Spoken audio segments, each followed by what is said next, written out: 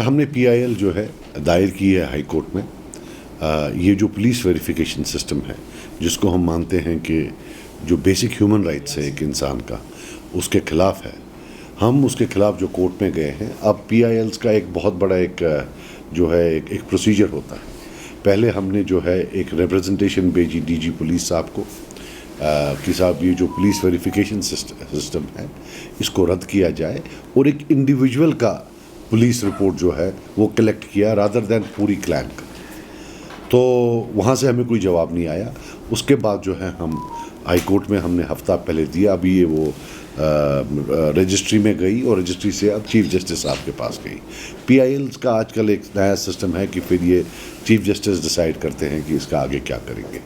तो हम मानते हैं कि ये कलेक्टिव पनिशमेंट है। ये दुनिया में और किसी भी जगह, किसी भी मुल्क में ये प्रैक्टिस नहीं है कि जहाँ एक कम्युनिटी पनिशमेंट हो कि अगर पूरे ख़ानदान में से किसी एक इंसान ने गलती की हो, सारे ख़ानदान को भुगतना पड़े। इसके खिलाफ हमने आज पीआईएल दायर की है, और अल्लाह ने चाहा तो इससे जो है अगर हमें कामयाबी मिलती है तो लाखों लोगों को जम्मू कश्मीर में इससे फ़ायदा मिले। जब हमने रिसर्च किया इसमें, तो उसमें ये मालूम पड़ा कि जब नेशनल कॉन्फ्रेंस की गवर्नमेंट थी तो वो मिलिटेंट के बेटे को मिलिटेंट मानती थी। They have practice the same law during their time. जितनी भी इलेक्टेड हुकूमतें आई हैं, एक में मैं भी था, एक मिनिस्टर, सब ने ये लॉ फॉलो किया है। 1996 से हर सरकार ने ये लॉ फॉलो किया है, मगर फ़र्क इतना था कि तब ये पासपोर्ट में जो है नहीं देते थे। यही कम्युनिटी पनिशमेंट थी। अब ये पिछले 5 साल में बीजेपी ने जो है इसको लाइफ के हर पहलू में जो है स्प्रेड किया हुआ है। सो चीफ मिनिस्टर साहब का ये बोलना कुछ अजीब सा लगता है, और हाथ जोड़कर मैं उनसे गुजारिश करता हूँ कि मुझे लड़ने दें। मैं खुद विक्टिम रह चुका हूँ। मैं जाऊँगा तो विक्टिम जाता है, वो जाते हैं तो कातिल जाता है। कातिल और विक्टिम के जाने में आसमान ज़मीन का फ़र्क है। इसमें पॉलिटिक्स ना करें, बिकॉज आपने खुद ये किया हुआ है। Once you advocate this cause, इसकी जो सैंक्टिटी है वो कम हो जाती है। ये एक फिर पॉलिटिकल इशू बनता है, ये ह्यूमन राइट्स का इशू नहीं बनता है। मैं इसलिए बोलता हूँ कि मेरा खुद पासपोर्ट 5 साल बंद था। So I have been through this, I am a victim and a victim is going there. और इसमें हमने बहुत सारे विक्टिम्स के केसेस दिए कि कैसे कैसे किस किस को डिनाई किया गया है। तो ये जब पुरानी हुकूमतें थी उसमें बाज़ाब्ता the concept of community punishment था। नेशनल कॉन्फ्रेंस के हुकूमत में सबसे ज़्यादा जो है ये इम्प्लीमेंट किया गया है। जो है ये it is limited to police verification, right. It is not, because वो फिर लंबा पड़ता है। We wanted to confine to something in which the winnability is very high, because ये किसी जगह भी ये जो कानून है कहीं भी नहीं है कलेक्टिव पनिशमेंट का कानून। हमने जो सुप्रीम कोर्ट का लेटेस्ट जजमेंट आया है बुलडोजर जस्टिस पर, उसका भी हवाला दिया है कि उसमें और इसमें क्या फ़र्क है कि आप जो है। And we have also said that this law or this practice is not prevalent in any part of the world. दुनिया में इतनी रिप्रेसिव रिजीम्स हैं, वो अंडर द टेबल क्या करें वो अलग बात है, लेकिन ऐसा documented form of collective punishment, community punishment is nowhere. ये अंग्रेज़ लोग करते थे 1860 या 65, मुझे याद नहीं है, या 20। तब कुछ कम्युनिटीज़ होती थी।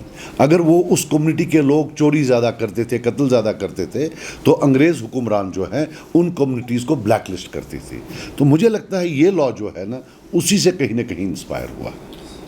मुझे इंशाल्लाह पूरा यकीन है। मैं आपको बता दूं, मैं दिस इज़, अगर आपको याद होगा पार्लियामेंट इलेक्शन में जब हमने ये उठाया, हम तो रोज़ बोलते थे, और हम इसमें, because I know this is, आपको नहीं पता है, ये एक सोसाइटल जो है एक devastation, they are sowing the seeds of societal devastation. जो आज के ये हुक्मरान हैं ये नहीं रहेंगे, उठ के चले जाएंगे। पीछे रहेगी एक सोसाइटी जिसमें लगभग 40 to 50% ऑफ द सोसाइटी होगी, भाई आपको पासपोर्ट नहीं मिलेगा, आपको नौकरी नहीं करने देंगे, आपको बिजनेस नहीं करने देंगे, तो फिर वो क्या करेगा? What will they do? So They should have thought about it, that you can't punish 50% of the population because 1% has committed a crime. ये हमने ट्वीट में ही बोला था। तो कोई नई बात बोली उन्होंने?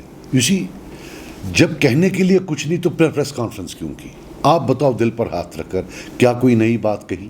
क्या कोई नया सोल्यूशन है? बिजली के मीटर, अगर आपको याद होगा, जीतने के 4 दिन बाद मैंने बोला था कि ये पहले ये तय करें, जब मीटर नहीं तो ये 200 यूनिट कैसे देंगे? तो क्या ये मीटर लगाएंगे? तो फाइनली ये मीटर लगाने आए हैं। तब ये बोलते थे अगर कोई मीटर लगाएगा तो उसको हम ये कर देंगे, वो कर देंगे। प्रॉब्लम ये है कि उमर साहब ने बहुत झूठ बोला हुआ है उनकी पार्टी ने ड्यूरिंग इलेक्शंस, तो अब उनको वो जो है भुगतने पड़ रहे हैं। देखिए, जो स्टेटहुड के बारे में सीरियस हो वो कैबिनेट में रेजोल्यूशन पास करने के बजाय या तो असेंबली में रेजोल्यूशन लाता।